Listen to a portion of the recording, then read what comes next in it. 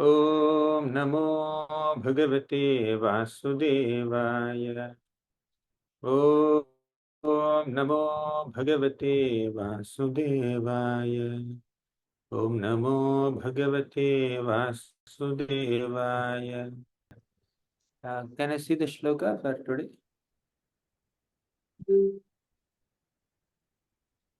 Evam swakarma patitam bhavavaitharanyam अन्योन्य जन्म मरणासन भीत भीतम पश्यञ्जनं स्वपरविग्रह वैरमैत्रं हन्तेति पारचरपीर्हि मूढ़मद्य.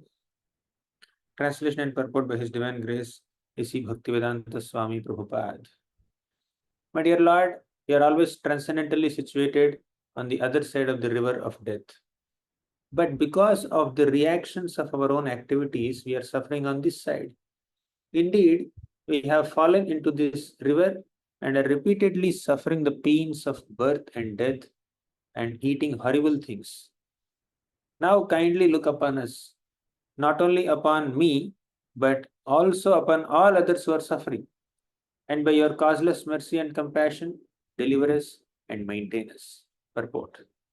Prahlad Maharaj, a pure Vaishnav, prays to the Lord not only for himself, but for all other suffering living entities. There are two classes of Vaishnavas, the Bhajananandis and Goshtanandis. The Bhajananandis worship the Lord only for their own personal benefit, but the Goshtanandis try to elevate all others to Krishna consciousness so that they may be saved. Fools who cannot perceive repeated birth and death and the other miseries of material life cannot be sure of what will happen to them in the next birth. Indeed, these foolish, materially conditioned rascals have manufactured an irresponsible way of life that does not consider the next life. They do not know that according to one's own activities, one receives a body selected from 84 lakh species. These rascals have been described in Bhagavad Gita as Dushkritino Modhaha. Non-devotees who are not Krishna conscious must engage in sinful activities, and therefore they are mudhas, fools and rascals. They are such fools that they do not know what will happen to them in their next life. Although they see varieties of living creatures eating abominable things, pigs eating stool, crocodiles eating all kinds of flesh, and so on, they do not realize that they themselves, because of their practice of eating all kinds of nonsense in their life, will be destined to eat most abominable things in their next life. The Vaishnava is always afraid of such an abominable life. And to free himself from such horrible conditions, he engages himself in the devotional service of the Lord. The Lord is compassionate upon them, to them. And therefore, he appears for their benefit. Yada yada hi dharmasya glanir bhavati bharata abhyutthanam adharmasya tadatmanam srijamyaham. Whenever and wherever there is a decline in religious practice, O descendant of Bharata, and a predominant rise of irreligion, at that time I descend myself. The Lord is always ready to help the fallen souls, but because they are fools and rascals, they do not take to Krishna consciousness and abide the instructions of Krishna. Therefore, although Sri Chaitanya Mahaprabhu is personally the Supreme Lord Krishna, he comes as a devotee to preach the Krishna consciousness movement. Yare dekhe tare kaha Krishna upadesh. One must therefore become a sincere servant of Krishna. Amar agnai guru haya tara desh. One should become a guru and spread Krishna consciousness all over the world simply by preaching the teachings of Bhagavad Gita. Hare Krishna. In this shloka, which is a prayer of Prahlad Maharaj, Prahlad is saying that, O Lord, I am on, not only I, we are on this side of the river of death, and you are on the other side. Basically, you are in the spiritual world, we are in the material world. So those who are in the material world are constantly suffering because of so many miseries, distractions, allurements, problems. How can such people be delivered from these miseries of material existence. So Prahlad Maharaj is praying for their deliverance. When a pure devotee prays for the welfare of common people, that's a great fortune for those common people. It is through the prayer of a pure devotee that we get a connection with Krishna. It is through the guidance and mercy and blessings of a pure devotee that we get to revive our own spiritual inclinations to serve Krishna. So Prahlad, being a very compassionate devotee, is praying not only for his welfare, he's praying for everyone who is rotting in this material existence. This is the compassionate spirit of a Vaishnava. In fact, Sukadeva Goswami, the speaker of Srimad Bhagavatam, spoke Bhagavatam in the spirit of compassion.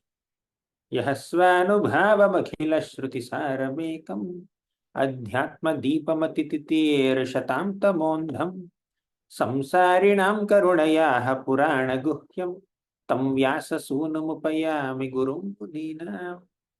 Yahasvanubhavamakhilashrutisaramekam. Sukadeva Goswami has personally assimilated, internalized, and realized the essence of all the Shruti scriptures. Akhila Shruti Saramekam Adhyatma Deepam Atititira Shatam Tamondham. Then he spoke Srimad Bhagavatam, which is like Adhyatma Deepam, that which can enlighten us on a spiritual level. Atititira Shatam Tamondham. This Srimad Bhagavatam can help us cross over this material existence, material ocean. Bhagavatam is pure Krishna Katha, which acts like a boat that can help one cross over this material existence or go from this side of this side, which is material world, to the other side of the Viraja river, Vaitarani river, which is the spiritual world. So Bhagavatam is a bridge. Bhagavatam makes a bridge across the material ocean and helps us cross over this material ocean. And Sukadeva Goswami spoke Srimad Bhagavatam out of his deep compassion. Samsarinam karunaya aha purana guhyam. Out of his karuna or compassion towards samsaris. Samsari means one who is struggling in this samsara, material world. Samsarinam karunaya aha. Aha means he spoke. Purana guhyam. This confidential Purana called Bhagavata Purana was spoken by Sukadeva Goswami in a spirit of compassion. Deep compassion. And what is that Bhagavatam? Tamadidevam karunanidhanam tamalavarnam suhitavataram apara samsara samudra setum bhajamahe bhagavata swarupam. Tamadidevam karunanidhanam. That Supreme Lord Krishna is Adideva, the origin of all gods. Adideva, or the original God. Tamadidevam karunanidhanam. He is a notion of compassion. The Lord is compassionate, and a devotee of the Lord is also compassionate. A devotee inherits this compassionate spirit of the Lord and transmits the compassion of the Lord towards common people. The Lord is a notion of compassion. So, Tamadidevam karunanidhanam tamala varanam. Krishna has a complexion that resembles the complexion of a tree, tamal tree, blue. Tamala varanam suhita avataram, suhita avataram. The Lord descends on this planet just to cause welfare to all common people. As Prabhupada also quotes in the current purport very nicely. Yada yada hi dharmasya glanir bhavati bharata abhyutthanam dharmasya tadatmanam srijamyaham. Whenever there is a decline in dharma and increase in adharma, the Lord comes to reverse the situation. Dharma should increase and adharma should decrease. But the opposite is happening. So Krishna will come and reverse the situation. Right? So, Tamadidevam karunanidhanam tamalavarnam suhita avataram. Just to cause welfare to all common people, the Lord descends on this planet. Apara samsara samudra setum. And the Lord descends in so many forms like Matsya, Kurma, Varaha, Vamana, Rama, Narasimha. So many forms he has. But there is one special form. That is the form of a book. Grantavatar. Apart from Matsya avatar, Kurma avatar, Narasimha avatar, Varaha avatar, Vamana avatar, Rama avatar, Parashurama avatar. So there is Grantha avatar. That is Srimad Bhagavatam.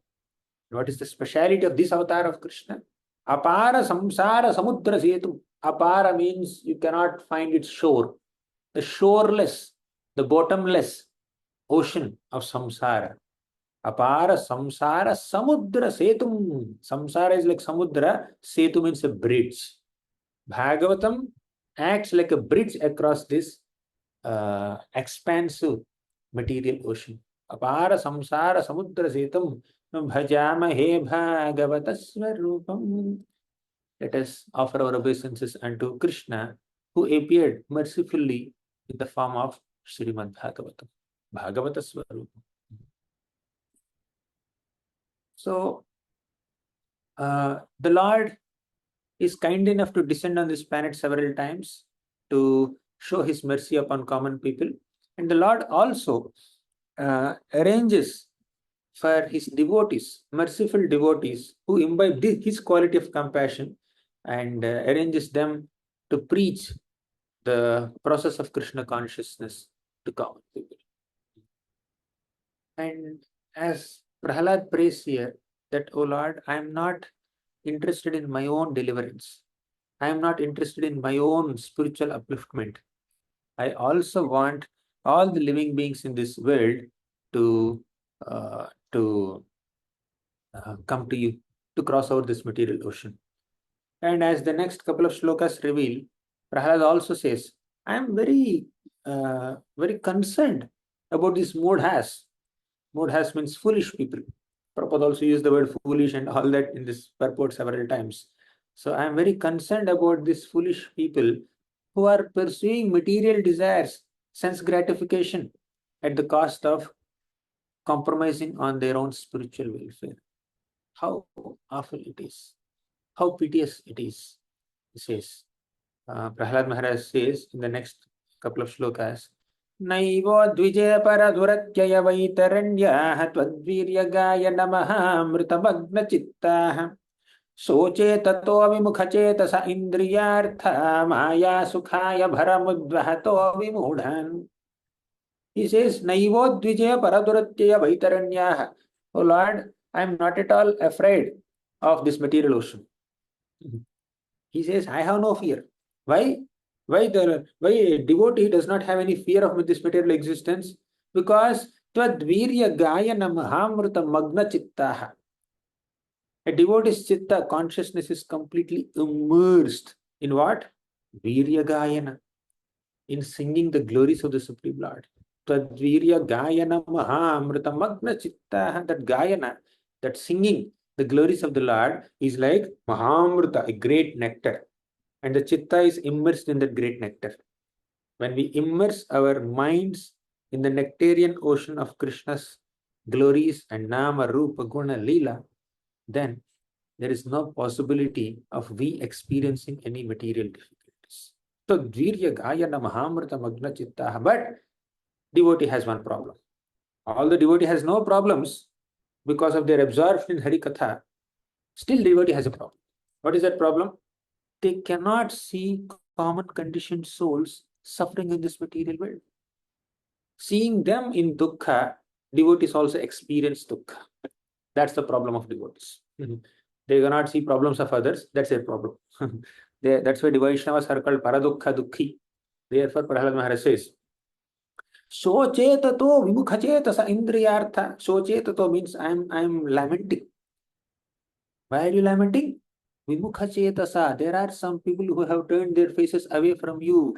Their consciousness has gone far, far from you. They have turned their backs towards you instead of turning their faces towards you. Instead of becoming Krishnonmukha, they became Vimukha. Vimukha chetasa indriyartha. Why did they distract their minds from Krishna? Why did they turn their faces away from Krishna? The answer is indriyartha, for the purpose of sense gratification. Just to pursue their sense gratificatory desires, they left Krishna. They have turned their faces away from Krishna.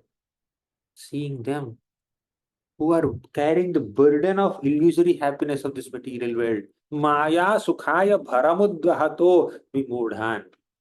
Maya sukha means illusory happiness. When somebody is pursuing sense gratificatory pleasures, they're actually experiencing illusory happiness. It's not real happiness. Because we are spirit souls, our happiness is there in spiritual activities. Because we are not these material bodies, any amount of bodily pleasure cannot give us pleasure. That's only illusory pleasure. So, the pleasure that is derived with a sense of confused identity is not real pleasure, it's illusory pleasure. But that pleasure, which is derived from our original identity as servants of Krishna, as children of Krishna, so that pleasure is sustainable and satisfying source of pleasure, right? So vimukha chetasa indriyartha maya sukhaya bharamudvahato vimudhan. So that maya sukha, illusory happiness, is like a bharam. It's like a big burden. You're carrying a big burden. The fourth canto of Bhagavatam says somebody is carrying some big burden. Mhm. So they carry some, 50 kilos weight on one shoulder. They become tired. What do? They take it from that shoulder and put it on this shoulder. They become a little tired after some time. They keep it on the head. And they become a little tired. They carry on the hands. So somehow or the other, they are just shifting the burden from one shoulder to another shoulder, thinking that we are getting relief. But whether it is there on this shoulder or this shoulder, you are only carrying it, right? Someone else is not carrying. First, drop the burden. When you drop the burden, then you'll be relieved. As long as you are shifting the burden from one shoulder to another shoulder, or head to hand, it doesn't relieve you from the burden. Burden is there. The greatest happiness that a soul can experience is when the soul gives up the tendency to derive happiness in the wrong source. That soul should give up this inclination to carry illusory happiness, to carry the burden of illusory happiness. Then Krishna will carry the burden of our maintenance. So give up meditation and absorption in illusory happiness and give up that burden of illusory happiness, then absorb yourself in meditating on Krishna, Krishna's Nama Rupa Guna Leela. Then that will give us the real happiness, and Krishna will carry our burden. Krishna will carry the burden of our maintenance. One may think that after all, I'm living in this material world, I'm supposed to earn some money, I'm supposed to maintain my body. Yeah, that we have to do, of course, it's our responsibility. But that is not the only duty in the entire human form of life. There's much more that a human being can accomplish. Especially a human being is supposed to attain self-realization, and that opportunity for self-realization and ability for self-realization is not very much available in other forms of life as much as it is available in human form of life. So one should not waste this opportunity. One should not be foolish or ignorant to waste this most precious opportunity of of serving Krishna and performing bhakti yoga in human form of life. That's why Prahlad Maharaj is saying, Maya sukhaya bharamudbhato vimodhan soche tato vimukhache sa indriyartha maya sukhaya bharamudbhato vimodhan. Such a person is called vimodha. So, on the other hand, you see, there is another bhara. Krishna says in the Bhagavad Gita, Ananyaschintayanto mam ye jana paryupasate तेषां नित्याभियुक्तानां योगक्षेमं वहाम्यहम् ananyas chintayanto mam without thinking of anything else, means any distracting things or any useless things. Ananyas chintayanto mam ye janaah paryupasate, whoever worships the Lord, worships Krishna, uh, thinking of Krishna always. Tesham nitya abhiyuktanam, for those people who are constantly engaged in Krishna service. Yogakshemam vahamyaham. Vahami, I will carry. Krishna says, Yogakshemam vahamyaham. I will carry the burden of the maintenance of my devotees when they are ready to stop carrying the burden of illusory happiness. You stop the burden of carrying illusory happiness, Krishna will carry your burden. So then our material maintenance also becomes easy. To inspire people to give up this burden of illusory happiness, the Lord personally descends on this planet in the form of so many avatars, including Grantha Bhagavatam. And also the Lord sends his representatives, the devotees like Sukadeva Goswami, Vyasadeva, and many other preachers, acharyas like Prabhupada, Vishnu Chakravarti Thakur, Bhaktivinoda Thakur, Bhakti Siddhanta Saraswati Thakur, Ramanujacharya, Madhvacharya, so many acharyas appear on this planet to enlighten people of their real glory as lovers of God, as servants of God, not enjoyers in this material world. So that's the mood in which Prahlad Maharaj is offering this prayer. Lord, I'm very concerned about these conditioned souls. These conditioned souls are trotting in this material existence. So Krishna comes and gives us Bhagavad Gita so that we can understand our real identity and act according to that identity. And whoever teaches Bhagavad Gita to others becomes dear to Krishna. Because Krishna personally does this activity of reclaiming conditioned souls, and whoever assists Krishna in reclaiming the conditioned souls becomes dear to Krishna. We are helping Krishna in his mission. Krishna says in the Bhagavad Gita, Yayitam paramam guhyam madbhakteshvabhidasyati bhaktim mayi param kritva mame vaishyasya samshayah. Yayidam paramam guhyam madbhakteshu abhidasyati. Whoever teaches this divine science of Bhagavad Gita to the devotees of Krishna becomes very dear to Krishna. Bhaktim mayi param kritva. They will attain transcendental devotional service to Krishna. Bhaktim mayi param kritva. Mame vaishyasa samsheha. Such a devotee who attempts to spread the knowledge of Krishna consciousness will attain Krishna. न च तस्मान् मनुष्येषु कश्चिन् मे प्रियकृत्तमः Bhavita nacha me tasmad anyah parataro bhavi. Krishna also says, Nacha tasman manushyesu kaschin me priyakrittamaha. There is no one as dear to me as a person who spreads this knowledge of Bhagavad Gita to others.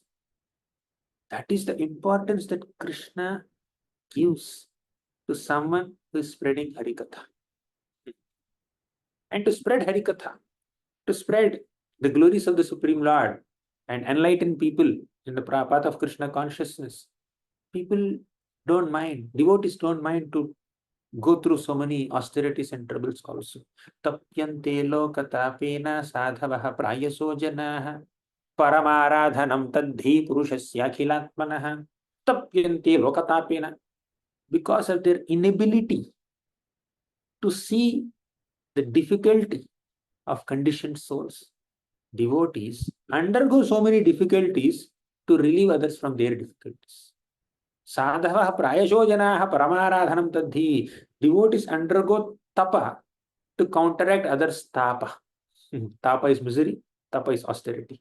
Austerity basically means to accept some voluntary inconvenience, to accept some inconvenience upon oneself voluntarily for a higher purpose.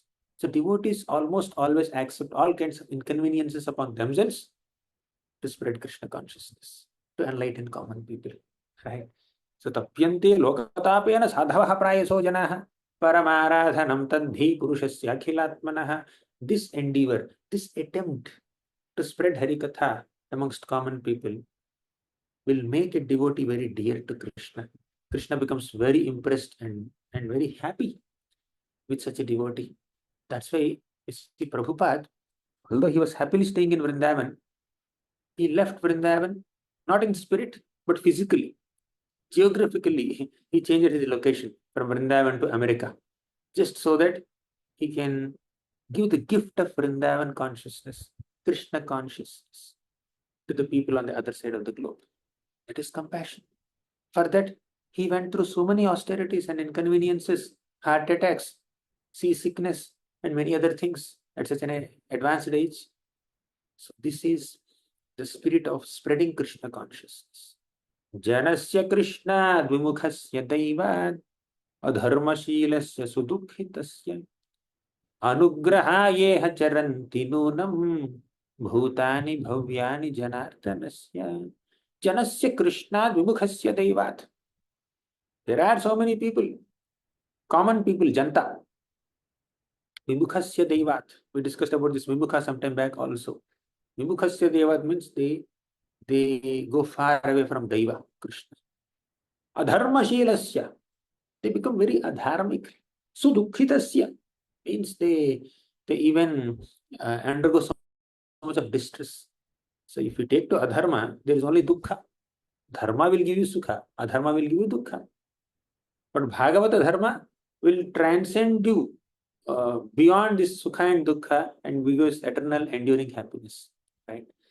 Anugrahayeha charanti nonam bhutani bhavyani janardanasya. To show anugraha, to show compassion on such fallen, conditioned souls who are struggling in this world, rotting in this world. Devotees travel from one place to another place. Mahadvicharanam drunam grihinam dhenachetasam nishreyasaya bhagavan nanyate kalpata kvachit kalpate nanyatha kvachit. When Gargamuni came to Nanda Maharaj's home, Nanda Maharaj said, Gargamuni, great devotees like you come to houses of ordinary people like us only to give us Krishna consciousness. We have no other reason. Devotees don't go to someone else's home to enjoy their opulence or to expect something else or something else. They come to people's homes only to spread Krishna consciousness, inspire people in Harikatha, in Krishna consciousness. That's the only reason. There's no other reason. That's what Nanda Maharaj said. Of course, Nanda Maharaj is the father of Krishna, but he's considering himself as an ordinary householder and Gargamuni as a empowered preacher. So Prabhupada writes in the purport about Goshtyanandi and Bhajananandi. Bhajananandi is one who focuses on one's own bhajan. They are more excited or interested to perform their own bhajan. They do their sadhana nicely. They get up early in the morning. They chant the names of the Lord. They study the scriptures. They worship the Lord. They do their sadhana spiritual activities nicely, but they don't um, take much interest in going out and inspiring people to come to Krishna. Such a person is called Bhajananandi. However, we should not consider that this Bhajananandi is a negative term. Bhajananandi is a divine term. One who is taking Ananda in Bhajan is definitely very glorious. But why Prabhupada criticizes that Bhajananandi is sometimes here and there? The criticism is not towards their bhajan. They have to take Ananda in bhajan. Everybody has to take Ananda in bhajan. But the spirit of focusing only on one's own spiritual welfare, one's own liberation, one's own spiritual emancipation, and not being kind to common conditioned souls and helping them come closer to Krishna, that is being criticized by Prabhupada a few times here and there in purports. Right? But Bhajananandi is great. One has to take Ananda in bhajan. Bhajan is such a wonderful term. Bhajan. That is Krishna consciousness. Ananda is blissfully practicing Krishna consciousness. That's great. But inspire few other people also. That's the only concept. That's the only point that Prabhupada is making. Jananandi, then Goshtanandi. Goshtanandi means he takes Ananda in bringing more and more people to Krishna consciousness. But if you don't have perfect balance between these two, there's a problem. If one is taking too much interest in delivering other people, not delivering oneself, means, in other words, if they are not doing their personal sadhana, if they're not good in their own personal bhajan, but they want to connect more and more people to Krishna consciousness, that actually is not possible also. We can give to others whatever we have only. If we ourselves don't have that knowledge or devotion or inspiration to go deep into bhakti, how can we bring closer? How can we bring someone else closer? Of course, we are just instruments. It's not that we are bringing, not that the preacher is bringing people to the Lord. The Lord in the heart of the person whom you are preaching to inspires the person to accept the teachings of this preacher. So, the preacher receives the knowledge and inspiration in Krishna consciousness from another Acharya, Guru, and ultimately Krishna, and transmits that inspiration to common people. And the Paramatma in the hearts of those common people will inspire them to accept these teachings, and preacher plays the role of a humble instrument. That's what a preacher should think. But that playing the role of a humble instrument is very important. Right? So Arjuna said, I will go out and beg like a Brahmana. But Krishna said, no, no, no, you have to fight. Why I have to fight? You have already killed them. Huh? Krishna said, I have already killed all these people. Mayaiva ite nihataha purvameva. As soon as they have insulted you and insulted Draupadi and did so many other nonsensical activities, I have decided that they have to die. I decided their death. What am I supposed to do? You have to manifest their death. So the Lord has already killed them. Mayaivaite nihataha purvameva. And your role is nimittamatram bhavasavya be nimitta. Similarly, a preacher also, one who is spreading Krishna consciousness also, must be in the mode of a nimitta matra. I am an instrument in the hands of Krishna, Guru, Acharyas, Parampara, because I have received inspiration from them. I need to transmit that inspiration.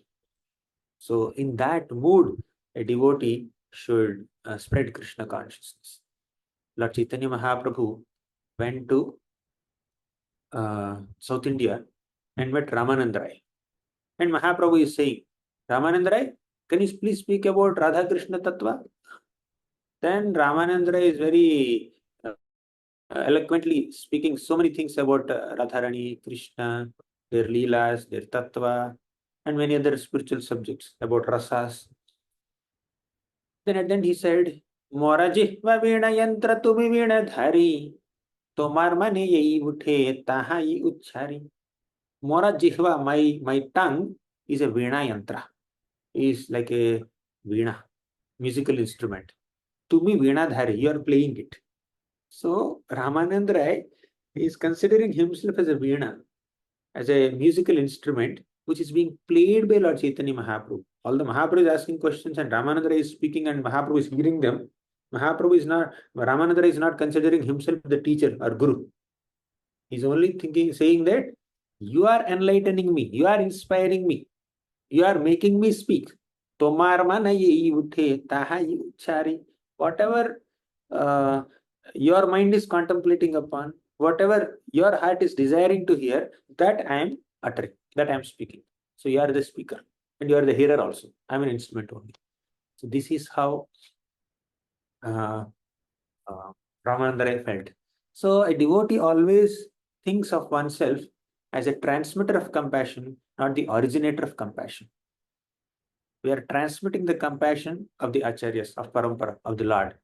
We are not originators of compassion. So compassion must be, the source of compassion is ultimately Krishna. So one who tries to spread Krishna consciousness in this way will become very dear to the Lord. All we need to maintain is a pure intent and transmit pure content. Pure content and pure intent will make one a good preacher or teacher of Krishna consciousness, right? What is pure content? We should speak from authentic scriptures like Bhagavad Gita, Bhagavatam, and our Vaishnava literatures. So, what we speak should have a reference in bona fide scriptures. Of course, there's personal realization. We may not repeat whatever we read like a parrot without realizing it. What is personal realization? Prabhupada writes in the purport of first canto, fourth chapter, first purport. Prabhupada writes, personal realization means one should not, out of vanity, extract some kind of imaginary meaning from the words of acharyas. One should not try to surpass the previous acharya. One should have full confidence in the teachings of the previous acharya in the parampara, and at the same time, one must realize the subject matter nicely so that that subject can be presented according to the particular circumstances in a suitable manner, in a relatable manner, in a digestible manner, in an understandable manner. If you repeat the great Sanskrit commentaries as it is, who will understand Sanskrit? You need to present them in a simple language which they can understand, with simple examples, with simple anecdotes and analogies which they can understand. So Prabhupada gives post box analogy and many other analogies, government analogy to understand, to make us understand how the universe functions. So you cannot find a direct reference of that analogy in the scripture. Where is postbox in the scripture? In the Sanskrit commentaries. But Prabhupada used that. So we need to present the subject matter in such a way that it is easy for people to understand, but the essence must be preserved. No obscure meaning must be screwed out of speculation. But presentation must be understandable to the audience, and that is called realization. So let there be pure content with a pure intent. So sometimes the content may be pure, but intent also has to be pure. What is pure intent? I am speaking Harikatha. One, the reason is one, to purify myself. Second, to bring people closer to Krishna. Third, I am not the doer. It is Krishna who ultimately sanctions success in preaching, right? So we need to have the right intention of purifying ourselves by glorifying Krishna and connecting few more people to Krishna, and we should not have other impure motives like earning money, earning name, fame, prestige, followers. All these things should not be there. Uh, because when somebody gets attracted to Hari Katha, the attraction is towards Hari, not the speaker. Speaker may get some attention when somebody is getting attracted to Hari Katha, Lord Hari's glories, but all that has to be diverted towards Krishna, right? So because you are speaking Harikatha, Hari is there and you are there. When somebody is glancing on Hari or coming closer to Hari, you are right next. Therefore, some attention will come on you. So one should not become very obsessed with grabbing attention for oneself. Uh, we are trying to increase the followers of Krishna, not followers of oneself. Right? So to the degree we are closer to Krishna, to that degree, those who follow you are following Krishna. The degree we deviate from Krishna consciousness, to that degree we divert the followers also towards other other things, unnecessary things. So we need to be Krishna conscious and be close to Krishna and bring people close to Krishna, and we need to increase Krishna's fame, not one's own fame. Krishna's reputation. We need to increase Krishna consciousness in people, not that we seek attention for oneself. So that's the pure intention, right? So when there is pure intent and pure content, then one can spread Krishna consciousness nicely. But if there is pride, if there is some arrogance that I know so much, then one will have to bear the consequences. There's one example in the 10th canto of Srimad Bhagavatam. Once Balaramji was going on a pilgrimage. Then he came to this Naimisharanya, where so many sages were learning different Puranas and scriptures from this Romaharshan Sutta. He was sitting on a very high elevated seat and he is teaching them. Then Balaramji came there. All the sages got up, offered respects to Balaramji and welcomed him. But this Romaharshan Sutta did not get up. He's just sitting there out of arrogance, pride. It's not that Romaharshan Sutta did not notice. For example, some guest comes and you did not see the person and you are doing something. You did not notice, you did not acknowledge. But Romaharshan Sutta noticed. And on top of it, all the other sages are also welcoming him. But Romaharshan Sutta did not do anything to respect Balram. So Balram understood this person is very proud, very arrogant, very puffed up of his knowledge. So what did Balramji do? He took a blade of grass and empowered it with the ability of killing Romaharshan Sutta. Now one may think that, oh, he did not welcome him and then Balramji is becoming very angry. Just like Lord Shiva did not get up when Daksha came, and Daksha became angry and criticized Shiva and cursed Lord Shiva. And similarly, Romaharshan Sutta also did not get up when Balramji came and Balramji killed him. How is it appropriate? One may think like that. Isn't it overreaction? No. Balaramji is Adi Guru. They are going to celebrate his appearance day just in a couple of days. So Balaramji is Adi Guru. Balramji is the direct manifestation of Lord Krishna. It's a direct expansion of Krishna. So, Balramji is the foremost servant of Krishna. And whoever has some kind of service attitude towards Krishna uh, has that service attitude only because of Balramji's blessings. This Dasa Abhimana, the emotion of being a servant of Krishna, comes from Balaramji, who is the original Das of Krishna. So, if a Das of Krishna, if a servant of Krishna, who is supposed to represent Krishna and his teachings, is so proud and arrogant, how can the original servant of Krishna, Balram, tolerate it? So, Balramji can never be pleased or impressed with someone who has pride, although they're spreading Krishna consciousness, although they are teaching scriptures. If there is pride, uh, they are not, they cannot please the Lord. They cannot please Balaramji. Nayam Atma Balahinena Labhyo. Okay. So one cannot attain the Lord without Bala. Balahina means no strength, a very weak person. But actually, Balahina basically is no blessings of Balaram. You cannot attain Krishna without the blessings of Balaram. And Balaram will not be pleased with us when we are arrogant and proud of our knowledge or our scriptural understanding. So, our Sukadeva Goswami says, Risher Bhagavato Bhutva Sishyodhitya Bahunicha Setihasa Puranani Dharma Shastrani Sarvashaha Adantasya Vinitasya Vritha Panditamaninaha Nagunaya Bhavanti Sma Natasyevajitatmanah Risher Bhagavato Bhutva Sishyo Adhitya Bahunicha. This disciple of Vyasadeva, this Romaharshan Sutta, is thoroughly learned in scriptures. And he has so many disciples, so many students. Setihasa Puranani Dharmashastrani Sarvasha. He studied all the Itihasas, all Puranas, and all Dharmashastras.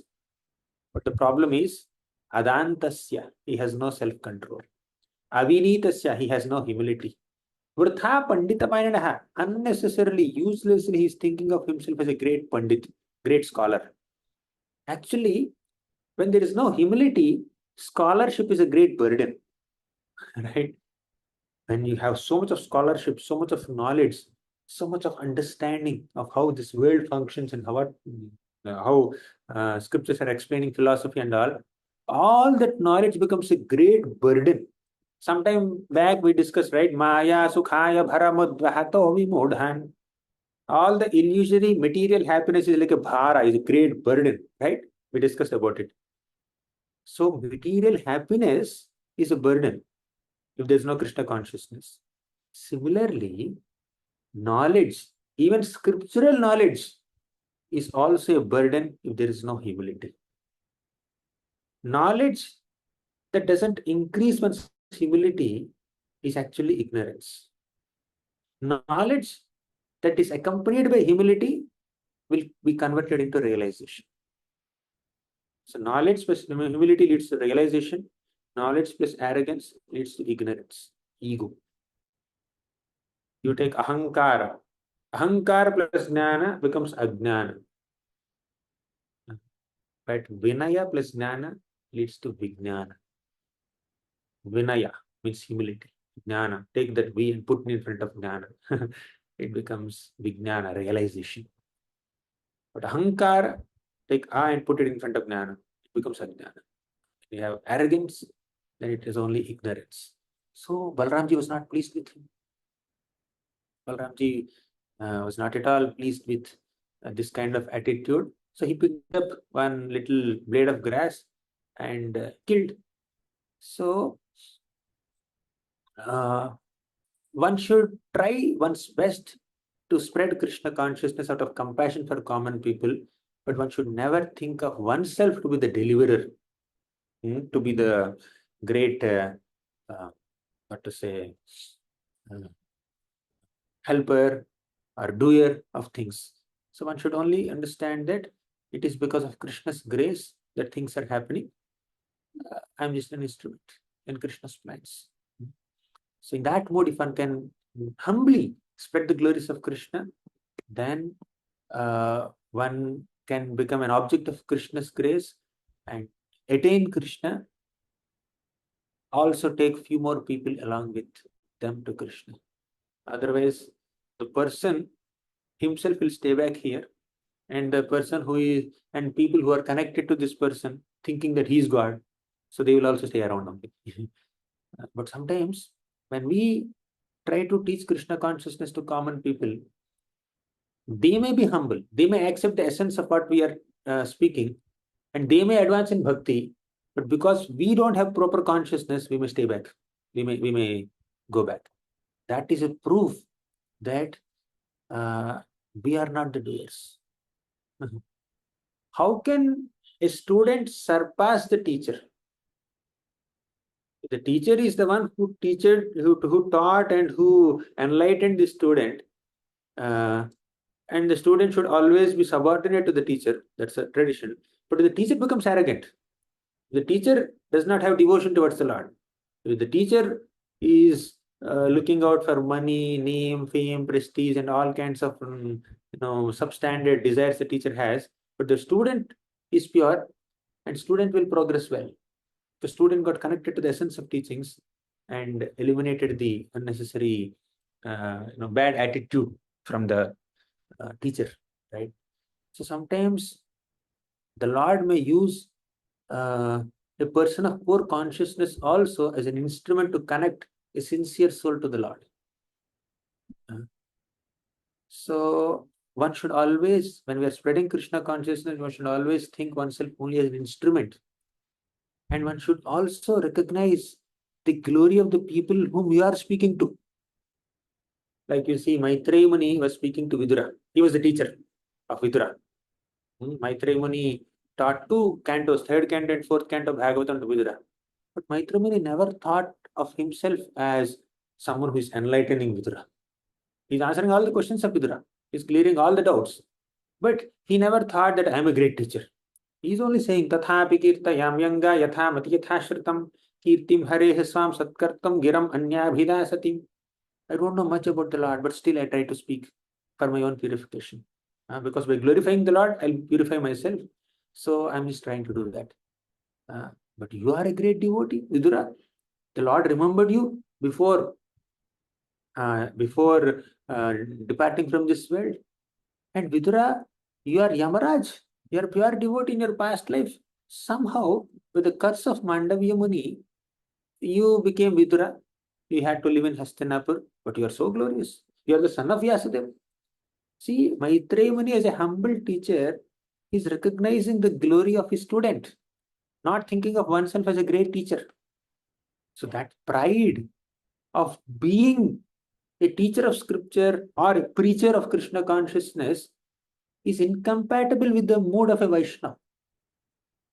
A Vaishnava just humbly does the service that is allotted to him and never claims a sense of entitlement or doership, or doesn't feel that, oh, I'm entitled for this treatment because I am the priest, I am the guru.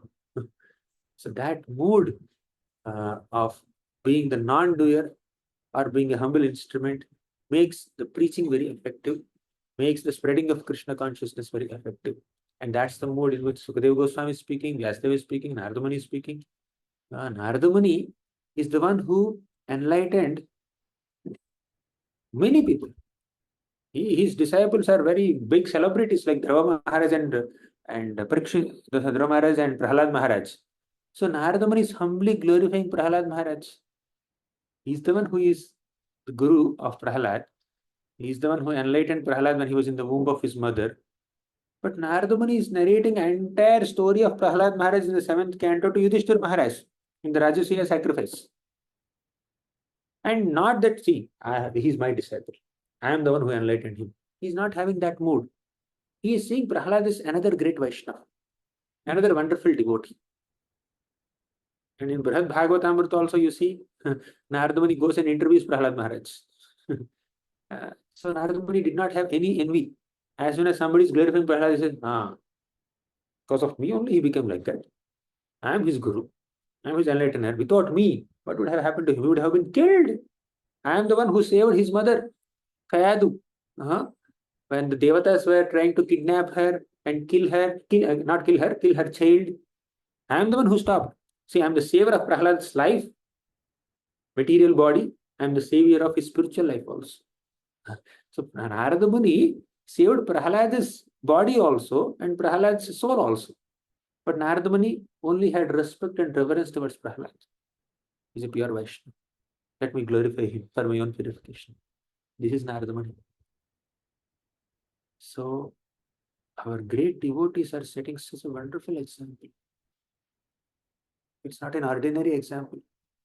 Despite accomplishing so much in Krishna consciousness, if one can maintain that humble mood, uh, that will impress Krishna. The greatest accomplishment is not accomplishing many things.